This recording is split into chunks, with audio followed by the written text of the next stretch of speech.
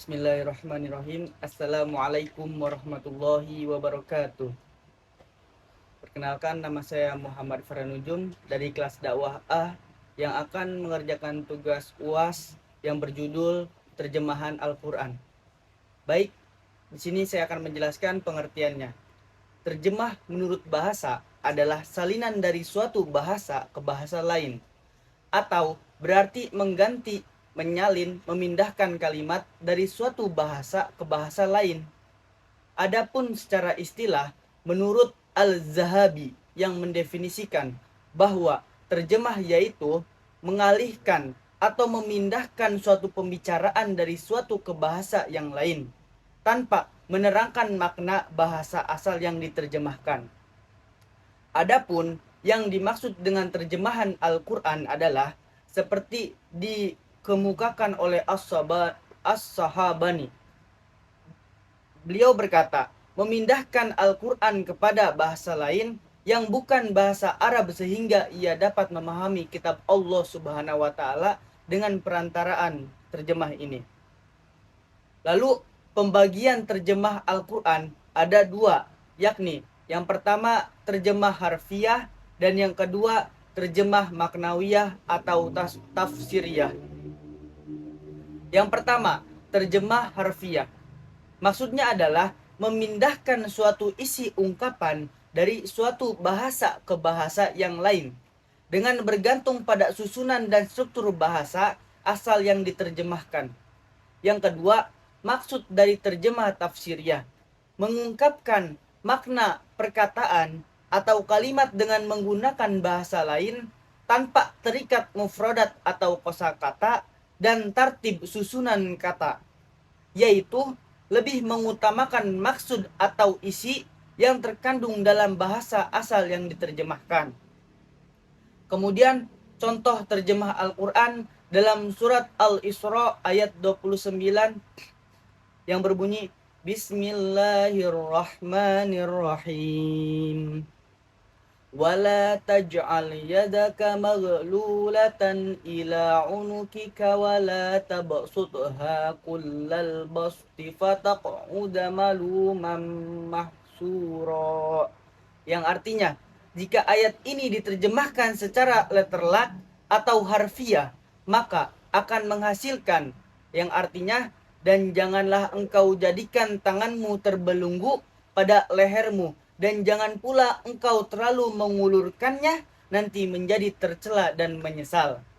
Yakni pengertiannya hanya terikat pada Allah, melarang seseorang membelunggu atau mengikat tangannya di atas pundaknya.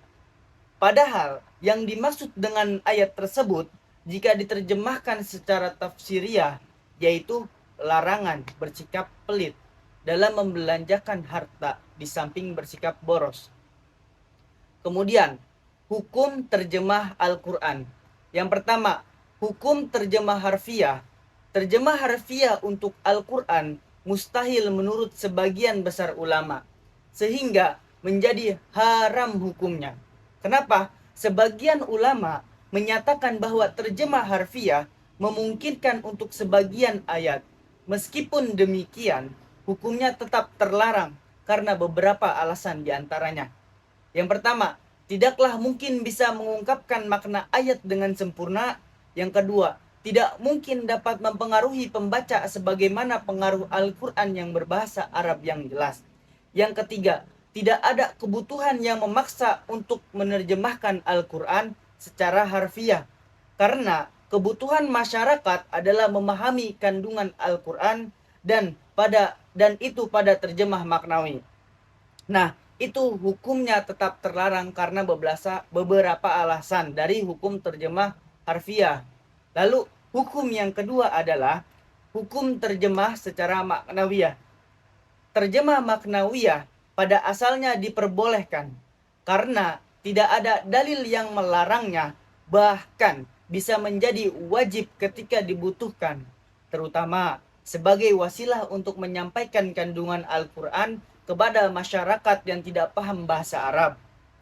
Lalu syarat-syarat menerjemahkan Al-Quran secara maknawiyah.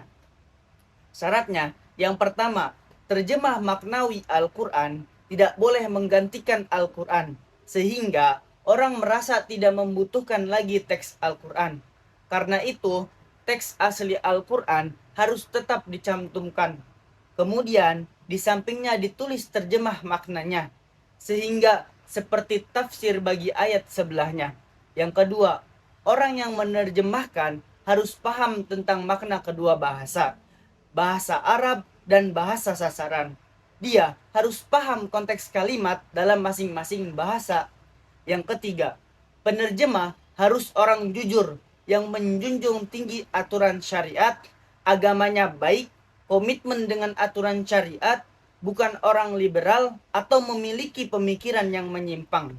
Yang keempat, syarat menerjemahkan Al-Quran yaitu penerjemah harus paham istilah-istilah syar'i dalam Al-Quran, sehingga dia tidak salah dalam memahami istilah yang beda maknanya dengan makna bahasanya. Jadi itu yang bisa saya terangkan dengan materi yang berjudul terjemahan Al-Quran. Kurang lebihnya mohon maaf. Undur maqala walatang durman kola wal insanu makanul khota wa nisyan. Syukron. Wassalamualaikum warahmatullahi wabarakatuh. أنا بين إيديك محتاجة إيه في